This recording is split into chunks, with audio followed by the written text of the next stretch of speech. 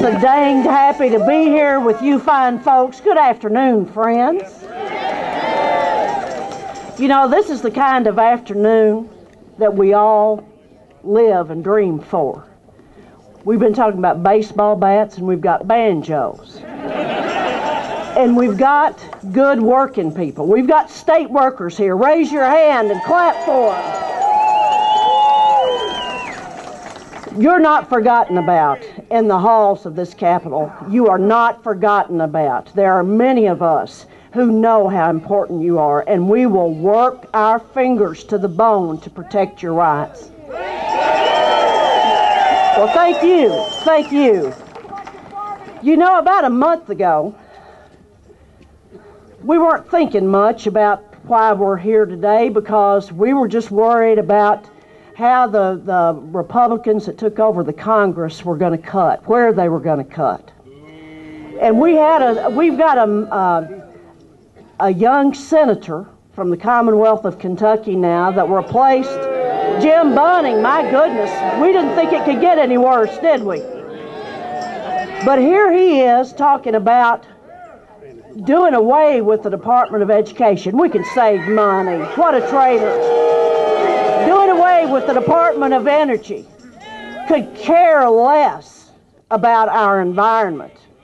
Could care less about the health of citizens. You know, people who work in the mines, accidents happen. We can't blame any of the coal companies for that, can we? Accidents happen. Well, by God, that's what Mitch McConnell should have said the day after the election. Accidents happen, Kentucky. He was elected. That's what we were saying. But you know, about a month ago, we were worrying about that, and then all of a sudden, we started hearing about this little short man in Wisconsin. He was the governor of Wisconsin, and that normally really smart, progressive state that started collective bargaining, thank goodness. You know, all of a sudden, here he is calling the shots. He is a traitor. He was lying. He was lying to the people. And a lot of the people up there, I'm afraid, still believe it. He said, oh, we can't afford to pay our public workers. We've got to cut their health care. We've got to cut their pay. And while we're at it, we want to do away with their right to collectively bargain. You know, he didn't want people to know about that. But, you know what? Some really, really smart young person, and by the way, it does my heart good to see so many young people here with us today. There was a smart young man who got on the phone. He got to thinking about the coverage that he had heard, the news coverage.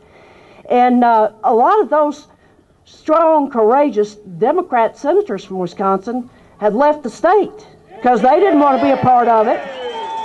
And he had heard that they were doing their best to talk to the governor. They would call him and say, you know, our public employees have already given in on the health care cuts and on the wages, but we're not going to give up on our right to unionize. But, you know, he wouldn't take the phone calls from elected senators in that state because he didn't like what they had to say, and he knew it. Well, you know what? That smart young man said, well, I wonder if he would take a call from one of the Koch brothers.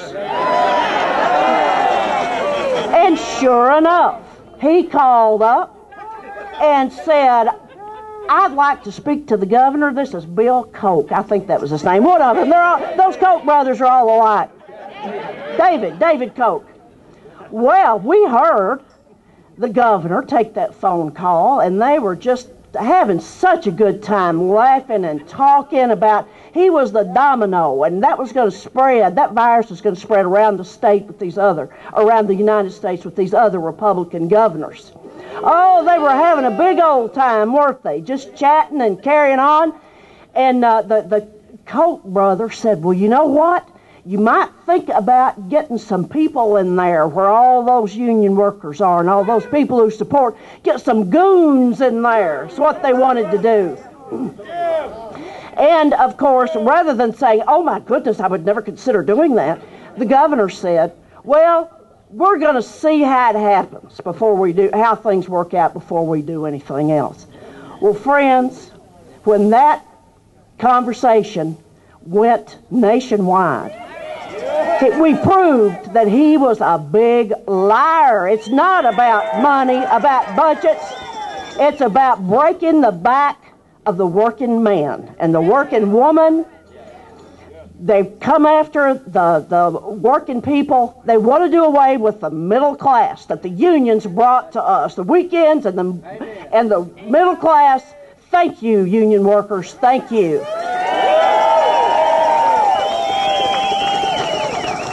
Baseball and banjos. Let's talk a little bit more about baseball. They're down in spring training camps in Florida and in Arizona right now. And you know, baseball players are unionized. How cool is that? Now, we have something in baseball. You all love baseball and you know about it, but let's hope that the workers in Wisconsin, and take this back with you, please, Wisconsin, we're so honored to have you here. You're at the plate, and the bases are loaded around the United States with states like this. Here we are. You're at the plate, hit a home run and a grand slam for the working family.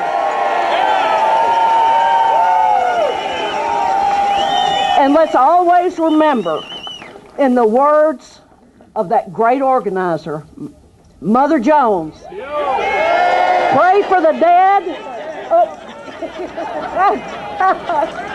Pray for the dead and fight like hell for the living.